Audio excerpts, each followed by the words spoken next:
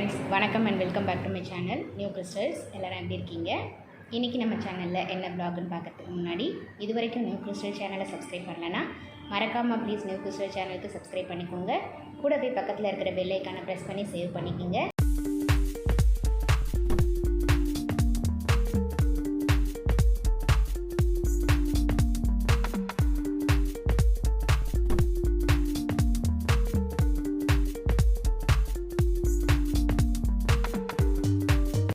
இன்றைக்கி நான் ஷேர் பண்ணுற வீடியோ ரொம்ப இன்ட்ரெஸ்டிங்காகவும் யூஸ்ஃபுல்லாகவும் இருக்கும்.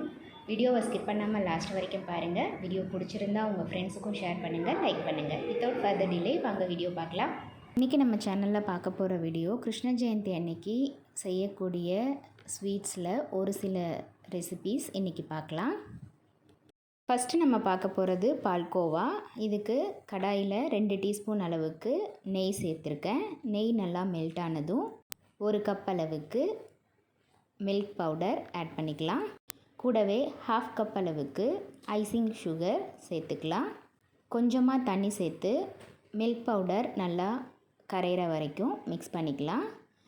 கட்டி இல்லாமல் நல்லா மிக்ஸ் ஆனதும் கடாயை மூடி ஸ்டவ்வை மீடியம் ஃப்ளேமில் 10 மினிட்ஸ் குக் பண்ணணும். நம்ம சேர்த்த மில்க் பவுடரும் சுகரும் நல்லா ஒன்றாகி கோவா ஸ்டேஜுக்கு வரும். இந்த ஸ்டேஜில் நம்ம ஸ்டவ்வை ஆஃப் பண்ணிவிட்டு பிளேட்டில் ட்ரான்ஸ்ஃபர் பண்ணிக்கலாம். கோவா கொஞ்சம் ஆறுனதும் மேலே கார்னிஷிங் பண்ணிவிட்டு ரெக்வயர்ட் ஷேப்புக்கு கட் பண்ணி நம்ம சாப்பிட்லாம். ரொம்ப டேஸ்டியான பால்கோவா இன்ஸ்டண்ட்டாக ரெடி ஆகிடுச்சு. நெக்ஸ்ட்டு நம்ம பார்க்க போகிறது ரொம்ப டேஸ்டியான தேங்காய் பர்பி எப்படி ரெடி பண்ணுறதுன்னு பார்க்கலாம். இதுக்கு தேங்காவை நல்லா துருவிக்கலாம். அப்படி இல்லைன்னா இந்த மாதிரி ஸ்லைசஸாக கட் பண்ணி மிக்ஸி ஜாரில் சேர்த்து கொரன்னு அரைச்சி எடுத்துக்கலாம். இப்போ ஒரு கடாயில் நம்ம அரைச்ச தேங்காயை சேர்த்து வாசனை வர வரைக்கும் வறுத்து எடுக்கணும். ஸ்டவ்வை மீடியம் ஃப்ளேமில் வச்சு வறுத்துக்கலாம். ஓரளவுக்கு வாசனை வரும்போது பிளேட்டில் ட்ரான்ஸ்ஃபர் பண்ணிவிட்டு அதே கடாயில் 1 கப் அளவுக்கு வெல்லம் சேர்த்து கூடவே இது கரையிறதுக்கு கொஞ்சமாக தண்ணியும் சேர்த்து வெல்லம் நல்லா கரைஞ்சதும் வாசனைக்காக ஏலக்காய் பவுடர் சேர்த்து மிக்ஸ் பண்ணிக்கலாம். வெல்லம் ஒரு கம்பி பதம் வரும்போது நம்ம வறுத்து ஆற வச்சுருக்க தேங்காயை இது கூட சேர்த்து நல்லா மிக்ஸ் பண்ணிக்கலாம். தேங்காயை ஆல்ரெடி நம்ம வறுத்து சேர்த்துருக்கிறதுனால வெல்லத்தோடு சேர்ந்து நல்லா ஈஸியாக குக் ஆகிடும். ஓரளவுக்கு திக் கன்சிஸ்டன்சி வந்ததும் நம்ம ஸ்டவ்வை ஆஃப் பண்ணி பிளேட்டில் ட்ரான்ஸ்ஃபர் பண்ணிவிட்டு ஓரளவுக்கு ஆறுனதும் தேவையான ஷேப்புக்கு கட் பண்ணி சாப்பிட்லாம்.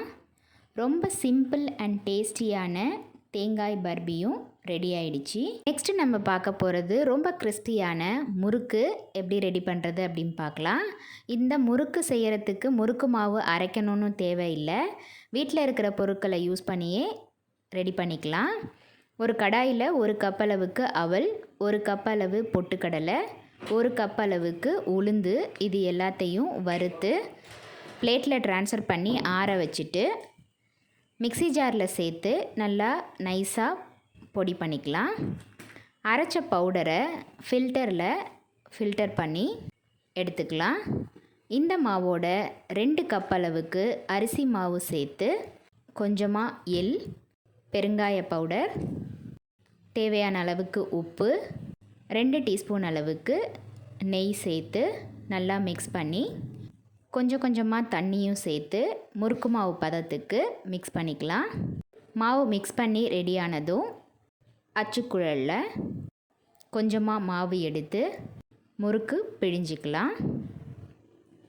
இந்த முறுக்கை ஃப்ரை பண்ணி எடுக்கிறதுக்கு கடாயில் ஆயில் சூடுபடுத்தி ஸ்டவ்வை மீடியம் ஃப்ளேமில் முறுக்கை ஃப்ரை பண்ணி எடுக்கலாம்.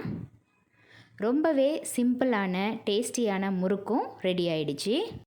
இந்த கிருஷ்ண ஜெயந்திக்கு நீங்களும் இதே மாதிரி ட்ரை பண்ணி பார்த்துட்டு எப்படி இருக்குன்னு உங்கள் கமெண்ட்ஸை கண்டிப்பாக போஸ்ட் பண்ணுங்கள். என்ன ஃப்ரெண்ட்ஸ், வீடியோ பார்த்தீங்களா? இந்த வீடியோ கண்டிப்பாக உங்களுக்கு இன்ட்ரெஸ்டிங்காகவும் யூஸ்ஃபுல்லாகவும் இருந்திருக்கும்னு நினைக்கிறேன். வீடியோ பிடிச்சிருந்தா ப்ளீஸ் லைக் பண்ணுங்கள், ஷேர் பண்ணுங்கள். மறக்காமல் நியூ கிறிஸ்டல் சேனலுக்கு சப்ஸ்கிரைப் பண்ணி எனக்கு சப்போர்ட் பண்ணுங்கள். நெக்ஸ்ட்டு ஒரு இன்ட்ரெஸ்டிங் அண்ட் யூஸ்ஃபுல்லான வீடியோட உங்களை மீட் பண்ணுறேன். Till then, bye from New Crystals. Be safe, be healthy. Thank you.